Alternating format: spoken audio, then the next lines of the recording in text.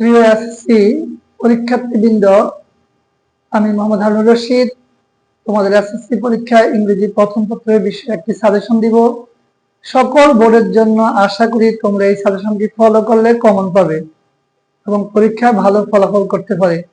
তাহলে আজকে আমি তোমাদেরকে সাজেশনটি দিয়ে দিচ্ছি, তোমরা সবাই খাতা কলম নিয়ে রেডি হও ইনশাআল্লাহ। প্রিয় পরীক্ষার্থীবৃন্দ, তোমরা জানো ইংরেজি প্রথম পত্রের বিষয়ে প্রথমে যে সিন প্যাসেজটি থাকে সেখান থেকে আমি 12টি সিন প্যাসেজ রেডি করছি। তোমরা একটু কাইন্ডলি লিখে নাও। সবাই সবাই খাতা কলম নিয়ে লিখতে শুরু করে আমি বোর্ডে লিখছি। Seen passage 1, number মেডে।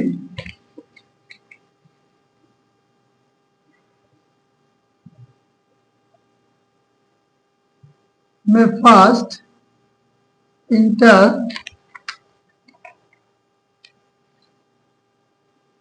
National Workers Day. এই প্যাসেজটি বলবে। Number 2, 21st February is observed. 21st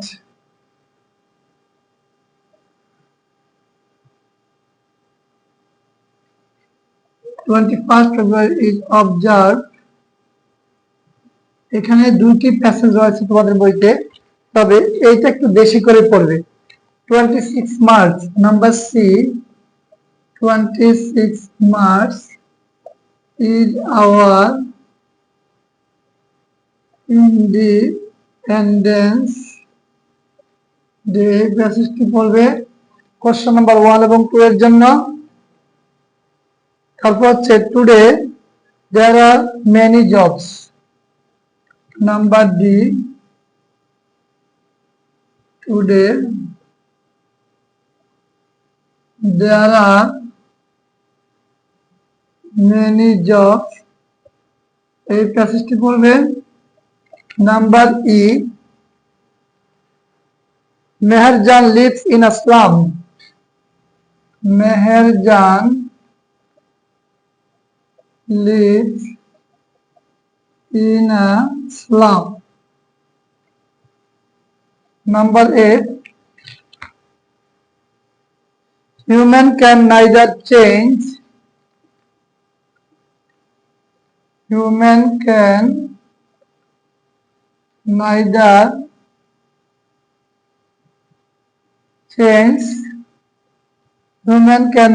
change the sun's radiation. এই প্যাসেজটি পড়বে। যেহেতু আমার বোর্ডে জায়গা কম, তা আমি তোমরা উপরে মুছে ফেলছি, তোমরা লিখবে পরেরটি।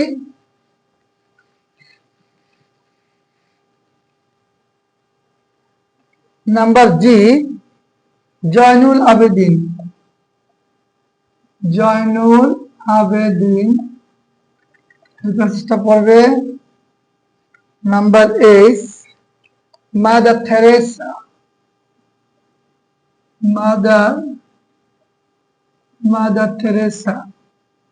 Number I, heritage is what? Heritage is what? Number J, Mainul Islam,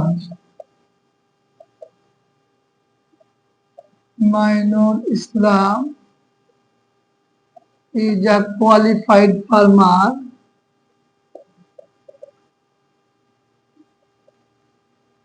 in Northern district. এই প্যাসেজটি খুবই important. Number K, the countries of the world,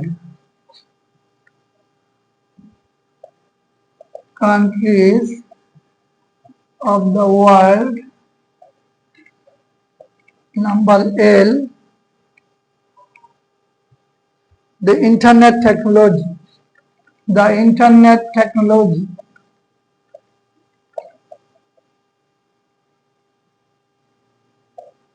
প্রিয় পরীক্ষার্থীবৃন্দ, আমি তোমাদেরকে যে 12টা প্যাসেজ সাজেশন দিয়েছি, তোমরা এগুলোকে ভালো করে যদি পড়ো আশা করি কমন পড়বে। এবং এখান থেকে তোমরা তো জানো সিন প্যাসেজ 1 থেকে কোশ্চেন আইটেম 1 এবং 2, অর্থাৎ এমসিকিউ কিছু থাকবে আর বাকি 5টা শর্ট কোশ্চেন থাকবে, সেটা দিতে পারবে। এবার আমরা question number 3 seen passage 2, question item 3 এর জন্য কয়েকটা সাজেশন দিয়ে দিব, অল্প কয়েকটা মাত্র, তোমরা একটু কাইন্ডলি লিখে নাও। আমি এটা বোর্ডটা মুছে ফেলছি। অল্প শিক্ষার্থীবৃন্দ তোমরা লিখতেছ। তারপর হচ্ছে seen passage 2, scene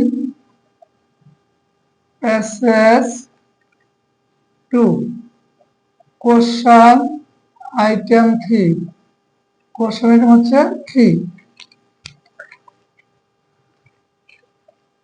number A 21 February is a memorable day, is a memorable day।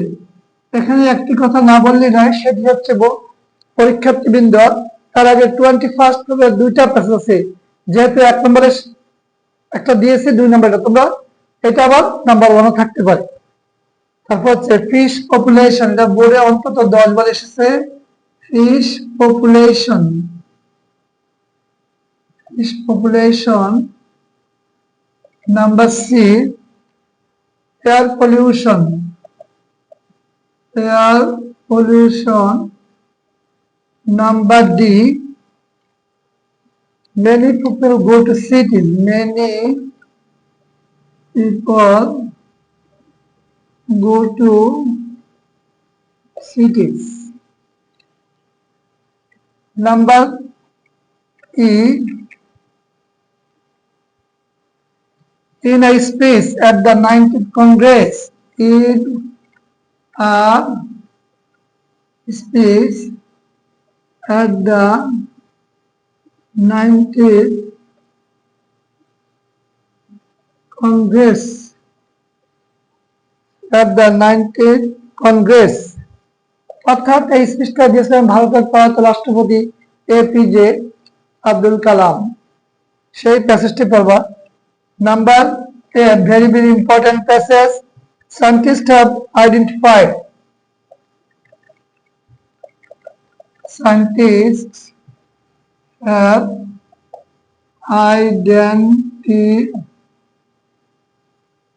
identified. Number G, the internet technology, the internet technology. Number is Johir Raihan, Johir Raihan, Johir Raihan, a filmmaker, legendary filmmaker। তোমরা জহির রায়হান সম্পর্কে জানো, আশা করি এই passage গুলো পড়লে তোমরা common পেয়ে যাবে। এখন আমি চলে যাব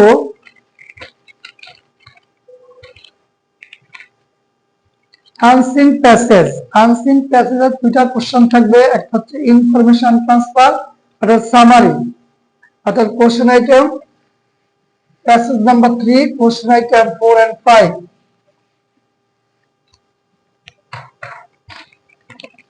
unseen passage,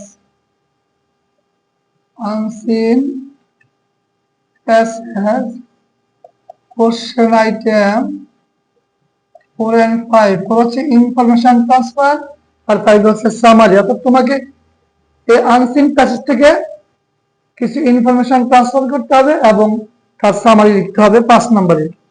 আমি কয়েকটা দিচ্ছি, লিখে নাও সবাই। নাম্বারে ক্যাপ্টেন মহিউদ্দিন জাহাঙ্গীর, ক্যাপ্টেন মহিউদ্দিন জাহাঙ্গীর। তোমরা জানো বাংলাদেশের 7 জন বীরশ্রেষ্ঠ, তার মধ্যে একজন হচ্ছেন ক্যাপ্টেন মহিউদ্দিন জাহাঙ্গীর। তার সম্পর্কে তোমরা পড়বে, জানবে এবং আসলে লিখবে। এ কে ফজলুল হক। নাম্বার বি এ কে ফজলুল হক, যিনি শেরে বাংলা নামে পরিচিত, শেরে বাংলা একে ফজলুল হক। নাম্বার সি হচ্ছে চার্লস ব্যাবেজ, যিনি কম্পিউটারের জনক, চার্লস ব্যাবেজ, BABBAGE। তোমরা জানো এই ভদ্রলোক হচ্ছেন কম্পিউটার জনক। চার্লস ব্যাবেজ সম্পর্কে জানবে। তারপরে Albert Einstein, number D, Albert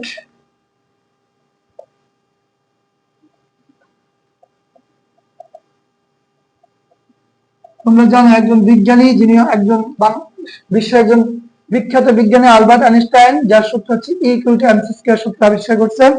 তার সম্পর্কে পড়বো, আশা করি প্রমাণ করবে এখান থেকে। Number E, Stephen Hawking. Stephen Hawking যিনি ব্ল্যাক হোল তত্ত্ব দিয়েছেন, তার বিখ্যাত রয়েছে ব্রিফ হিস্ট্রি অফ টাইম, অর্থাৎ সময়ের সংক্ষিপ্ত ইতিহাস। ব্ল্যাক হোল তত্ত্বের জনক হচ্ছেন এই বিজ্ঞানী হকিংস। তারপর হচ্ছে আলেকজান্ডার ফ্লেমিং। আলেকজান্ডার ফ্লেমিং এই ভদ্রলোক একজন চিকিৎসক এবং চিকিৎসা বিজ্ঞানী। তিনি মানুষের যে কাটা শরীরে ক্ষত হয়, অ্যান্টিসেপটিক দিতে হয়, অ্যান্টিসেপটিক পেনিসিলিন আবিষ্কার করেন। পেনিসিলিন নামক বিখ্যাত ঔষধ তিনি আবিষ্কার করেন, যেটাতে আমাদের অ্যান্টিসেপটিক হয়ে গেলে রোগ প্রতিরোধ। তার নাম হচ্ছে আলেকজান্ডার ফ্লেমিং। নাম্বার জি, আলফ্রেড নোবেল, যিনি নোবেল পুরস্কার প্রবর্তনের জনক, আলফ্রেড নোবেল।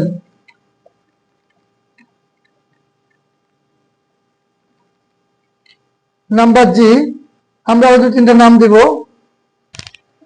আমি একটু উপরে মুছে নিচ্ছি। পরীক্ষার্থীবৃন্দ, তোমরা খাতা নিচে নিচে অবশ্যই লিখবে। Number H, William Shakespeare.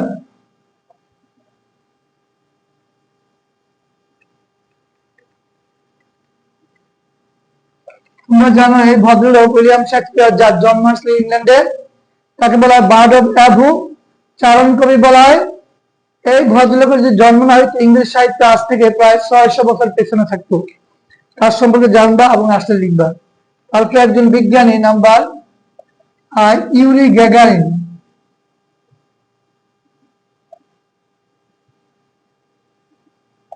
যিনি 2বার চাঁদে ভ্রমণ করছেন, রাশিয়ান বিজ্ঞানী ইউরি গ্যাগারিন।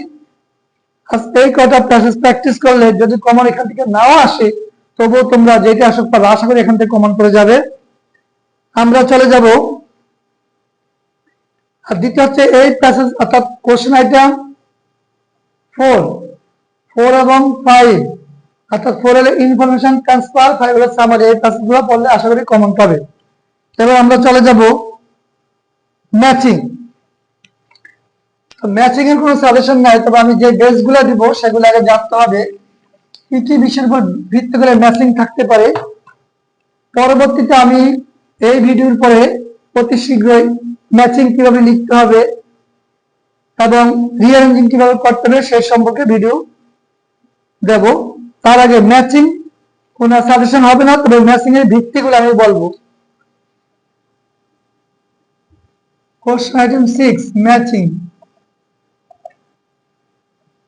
এই যে ম্যাচিং আছে, ম্যাচিং কিন্তু নির্দিষ্ট কমন না, তবে কি ধরনের ম্যাচিং থাকতে পারে, কোন বিষয়ের উপর থাকতে পারে সেই সম্পর্কে আমি তোমাদেরকে বলছি। তোমরা হচ্ছে ম্যাচিং গুলো সাধারণত তোমরা বলবা, নাম্বার 1 সোশ্যাল বেসড অন, ভিত্তি করে থাকবে যেগুলো সম্ভব হয়েছে ক্লাসগুলো পড়বা। সোশ্যাল প্রবলেম, তারপরে বলবা ন্যাচারাল প্রবলেম,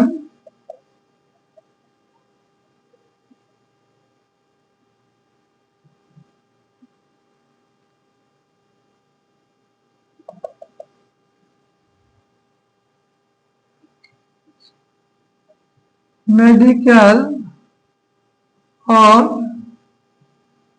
economical থিম, এই থিম, এই থিমগুলোর উপর আশা করি পড়াশোনা করবে। এবং টেকনোলজি,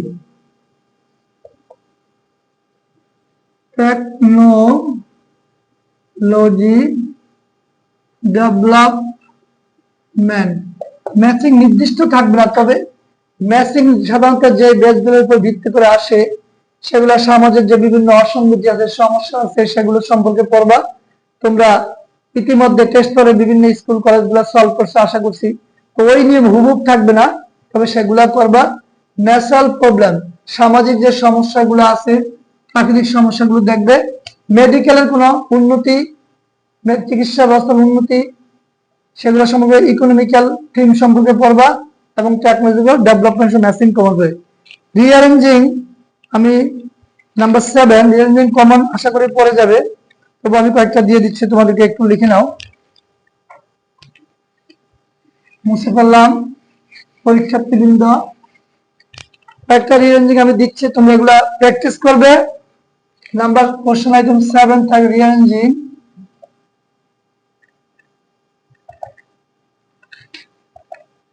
নাম্বারে তাইমুর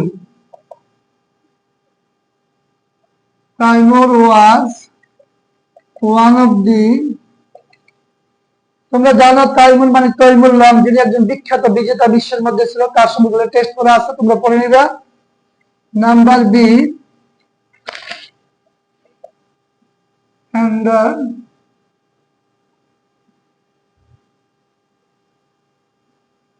অ্যান্ডার কলস, এটা অনেকবার পরীক্ষাতে এসেছে। তারপরে হাতেম তাই,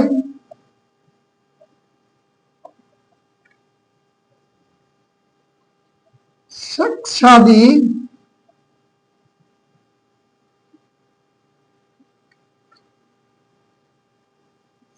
সাদি,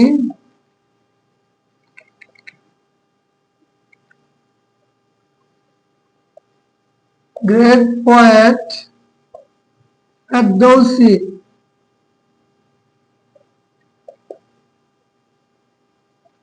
great poet Ferdousi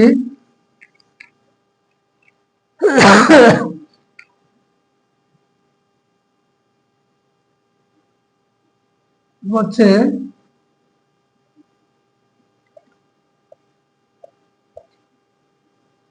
thirsty crow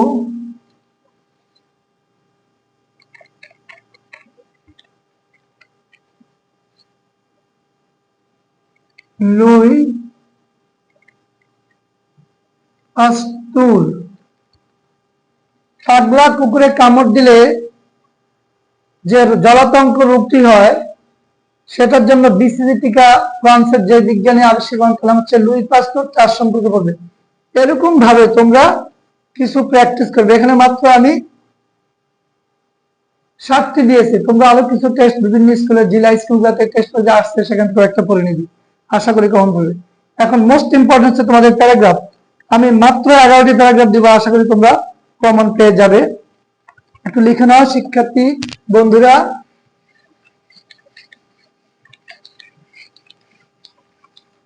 paragraph লিখে নাও।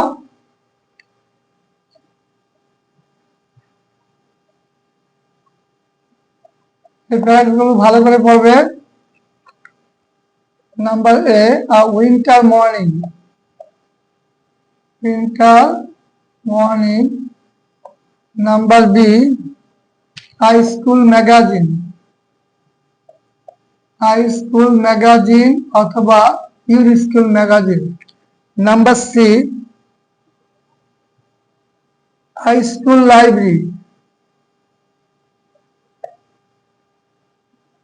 High school library. Number D, water pollution, water pollution. Number E, environmental pollution,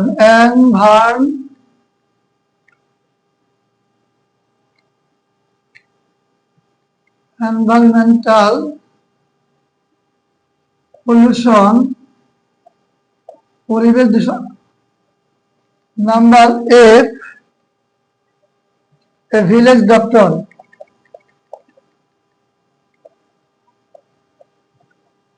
আমার জায়গা নিয়ে আমি পাশে লিখছি, তোমরা নিচে নিচে লিখো।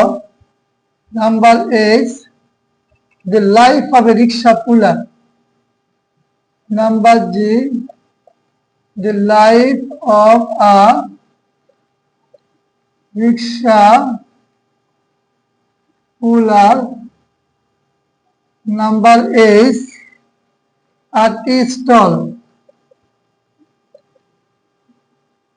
Number I, a national flag. Sorry, number I, national flag. Number J, the life of a day laborer. The life of a day laborer. K number, early rising. Early rising. তোমাদের কাছে মনে হতে পারে টি স্টেল এবং ন্যাশনাল ফ্ল্যাগ ইম্পর্টেন্ট না, কিন্তু অনেক সময় ছোট প্যারাগ্রাফগুলো এসে পড়ে, তবে ভালো করে এগুলো পড়বা। এখন আমি তোমাদেরকে দিব ইনফর্মাল লেটার, তারপর দিব ডায়ালগস। ইনফর্মাল লেটার দিব তোমাদেরকে আমি।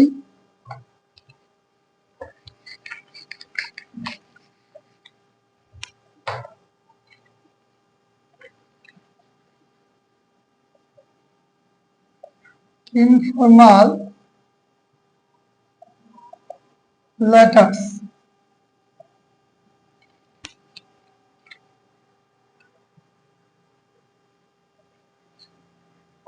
আমি খুব সংক্ষেপে লিখছি, একটু ফাদার হতে পারে, একটু মাদার হতে পারে, একটু ফ্রেন্ড হতে পারে, সেটা যাকে অ্যাড্রেস করা হয় তাকে তোমরা অ্যাড্রেস করে লিখতে হবে। তবে কোশ্চেনটা একটু ভালো করে পড়বে, যে ঠিকানা থাকবে তুমি তোমার বাড়ির ঠিকানা বা স্যারের বাড়ির ঠিকানা লিখতে হবে না। কোশ্চেনটা পরে যে ঠিকানা থাকবে লিখবে, আর ঠিকানা না থাকলে কাল্পনিক যে কোনো ঠিকানা লেখা যাবে। তারপরে about preparation for the about preparation for the SSC exam. সেটা টু ফাদার হতে পারে, টু মাদার, টু ফ্রেন্ড, যেগুলো হতে পারে। তারপরে about co-curricular activities, about co-curricular activities of your school. অর্থাৎ আমরা শুধু লেখাপড়া না, লেখাপড়ার পাশাপাশি আমাদের যে সাংস্কৃতিক চর্চা রয়েছে, খেলাধুলা রয়েছে, ডিবেটিং রয়েছে, ল্যাঙ্গুয়েজ ক্লাব, বয়েজ ক্লাব, এই যে পড়ার পাশাপাশি যে কার্যক্রম সেটি হচ্ছে কো-কারিকুলার অ্যাক্টিভিটিস অথবা সহ পাঠ্যক্রমিক কার্যক্রম। এটা ভেরি ভেরি ইম্পর্টেন্ট। তারপর number C, what you intend to friend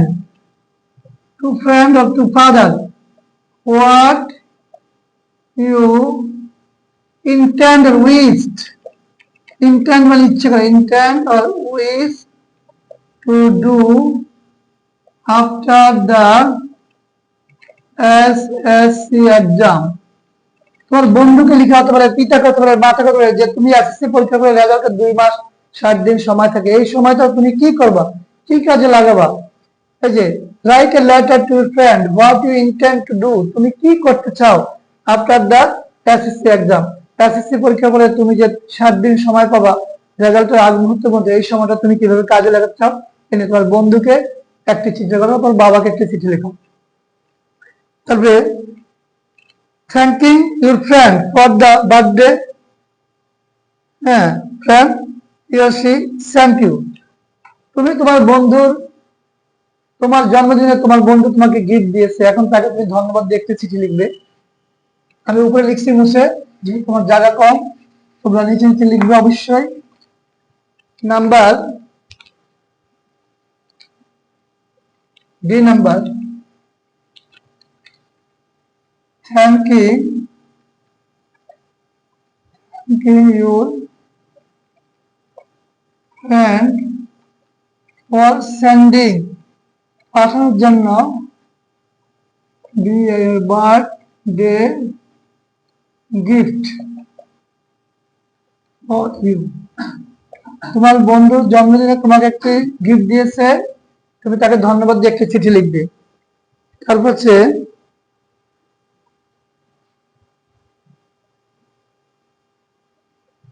তুমি বন্ধুর বাড়িতে বেড়াতে গিয়েছিলে, কয়েকদিন সেখানে স্টে অবস্থান করেছিলে।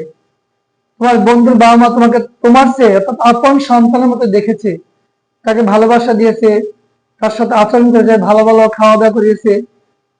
তোমাকে যে হসপিটাল অতিথি সেবা বা আতিথেয়তা করেছে, এটা ধন্যবাদ জানিয়ে বন্ধুকে পত্র লিখবা। Thanking your friend, thanking your friend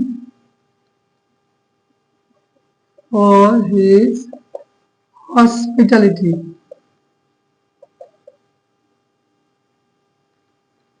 অতিথিপরায়ণ, আতিথেয়তা, তোমাকে ভালো খাওয়াইছে, ভালো ব্যবহার করছে, এই যে বন্ধুকে একটি পত্র লিখবা। তারপর হচ্ছে to friend describing the foods and food habits of Bangladesh খবর। তোমার কোনো বন্ধু বিদেশ থাকে, ওই দেশের খাদ্য এবং খাদ্যাভ্যাস সম্পর্কে তোমার জানিয়ে বন্ধুকে একটি পত্র লিখবে। Two your friend, two your friend about the food habits, food and food habits, food and food habits of Bangladeshi people. তোমার কোনো ফ্রেন্ড বিদেশে তোমার সাথে কথা হয়, চিঠির মাধ্যমে হয়, ইমেলের মাধ্যমে হতে পারে, কিন্তু সেই বন্ধুকে তুমি একটা চিঠি লিখবা কি বাংলাদেশের খাদ্যাভ্যাস, মানুষের কি ধরনের খানা খায় এবং তাদের অভ্যাসটা কেমন, কি ধরনের খাদ্য পাওয়া যায় বা কি ধরনের খাদ্য এখানে তো মানুষ খায়, তাদের খাদ্যাভ্যাসটা কেমন, এটা জন্য তোমার সেই প্রবাসী বন্ধুকে একটি চিঠি দিবে। লাস্ট ওয়ান, জি নাম্বার, আমরা এই করে পড়বো ইনশাল্লাহ। যাদের জানা আছে, তার বাইরে তোমরা যেগুলো পড়েছো আগে সেগুলো একটু রিভিশন দিয়ে যাবে, ঠিক আছে? Two your friend about your country, two your friend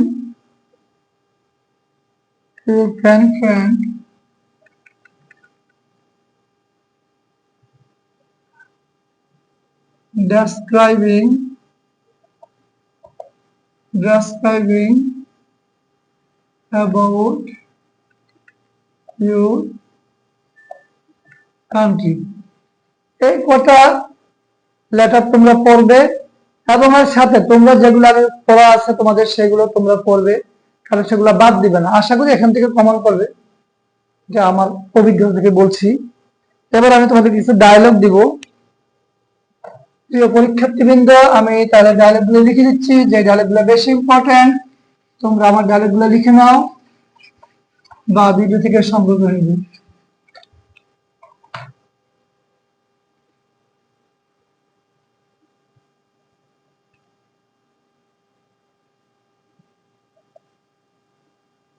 Dialogues between you and your friends or two friends অথবা দুই বন্ধু। ডায়লগ হতে পারে তুমি এবং তোমার বন্ধু অথবা দুইজন বন্ধুর মধ্যে যে কথোপকথন বা কনভারসেশন, সেটা হচ্ছে ডায়লগ। আমি মাত্র কয়েকটা দিব। About dengue fever, its impact and remedy. Number A, about dengue fever, its impacts and remedies. তোমরা জানো এডিস মশায় কামড়ালে ডেঙ্গু ফিভার হয়, ডেঙ্গু জ্বর হয়। তাই এটার প্রভাবটা কি, ডেঙ্গু হলে কি হয়, কি কি সমস্যা এবং তার প্রতিকার কি, এই সম্পর্কে একটি ডায়লগ লিখবে। Number 2, about the importance of tree plantation is very important. About the importance of tree plantation. বৃক্ষ বা চারারোপণ, যেটাকে আমরা বৃক্ষরোপণ, চারারোপণ, বেশ গাছ লাগান, পরিবেশ বাঁচান। তোমরা জানো যে গাছ লাগানোর গুরুত্বটা কি, চারা গাছ লাগানোর গুরুত্ব কি, তোমরা ইকোলজিক্যাল যে ইমব্যালেন্স যাতে না হয়, ব্যালেন্স হয়ে যায়, ভৌগোলিক ভারসাম্য থাকে, সেই জন্য কি এটা অবশ্যই গুরুত্বপূর্ণ। খুবই ইম্পর্টেন্ট একটা dialogue. Number 3, about the importance of early rising, about the importance of early rising. Number D, about the importance of taking physical exercise. Physical শারীরিক ব্যায়ামের গুরুত্বটা কি সেটা জেনে বন্ধুকে ডায়লগ লিখবা। নাম্বার ই, আমি মাত্র 5টি বা 6টি দিব তোমাদের ডায়লগ, আর যেগুলো তোমাদের আগে পড়া আছে সেগুলো একটু রিভিশন দিয়ে নিবা। How to eradicate or remove, how to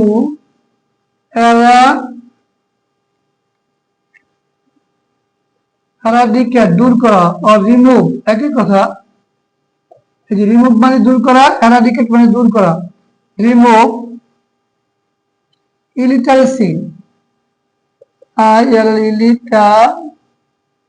illiteracy from our country, আমাদের দেশ থেকে কিভাবে আমরা পুরো নিরক্ষরতা দূর করব। our country, আমাদের দেশের নিরক্ষরতা কিভাবে দূর করা যায় সেই সম্পর্কে আমরা কি করব, ডায়লগ লিখব।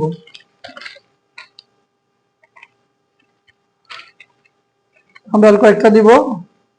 Advantage and disadvantage of village life and city life. It's very important, I think. Advantages and disadvantages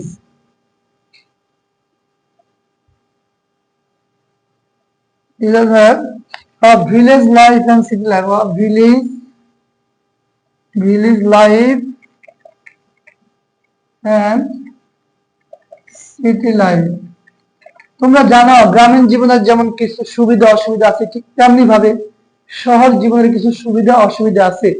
তো এটা নিয়ে দুই বন্ধুর মধ্যে একটা dialogue. Next, about the bad effect of drug addiction, এটা হচ্ছে একটা ক্যান্সার রোগের মতো, তোমরা জানো বর্তমানে ড্রাগ এডিকশন।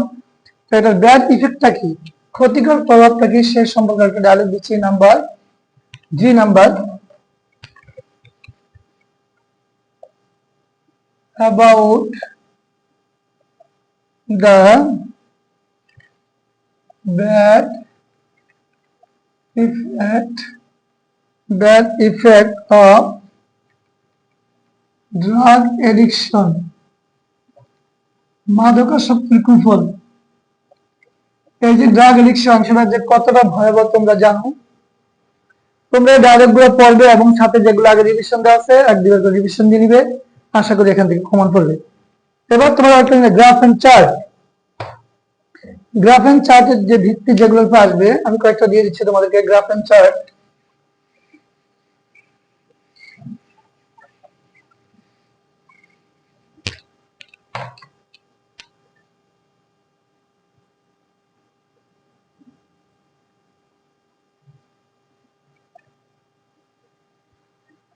গ্রাফ এন্ড চার্টের মধ্যে তোমার হিস্টোগ্রাম যেটা আয়ত্তের লেখার মতো থাকে, স্তম্ভের মতো, আর চার্টে যে ঘর রেখে থাকতে পারে, আর হচ্ছে বৃত্তের মতো, সেটা হচ্ছে পাই চার্ট।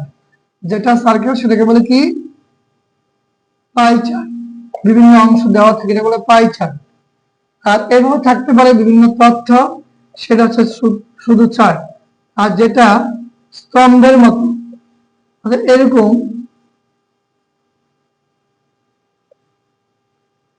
সেটা লিখবা গ্রাফ। কি লিখবা, গ্রাফ।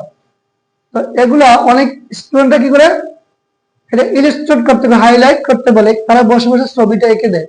ছবি আঁকার কোনো প্রয়োজন, ছবির জন্য কোনো নাম্বার নেই, তোমরা শুধু এটা বর্ণনা করবা। তো এটা যেটা based on graph and chart, যেটার উপর থাকবে, এটা হুবহু সাজেশন আমি দেবো না, কোনটা আসতে পারে, যে বিষয়গুলো ভিত্তি করে থাকতে পারে সেগুলো দিচ্ছি। এক নম্বর হচ্ছে education, based on education development,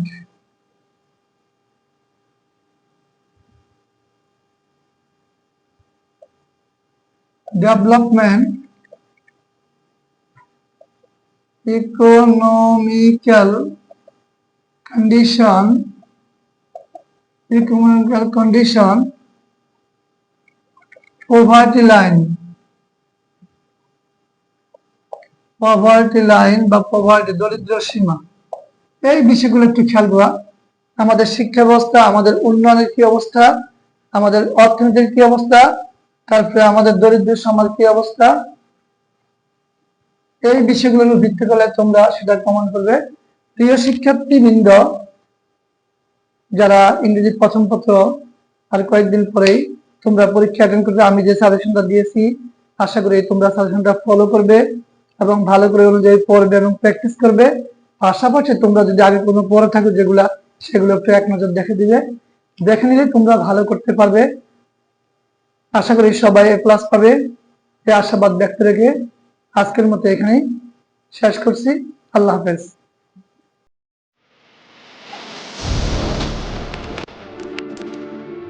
Audio Jungle.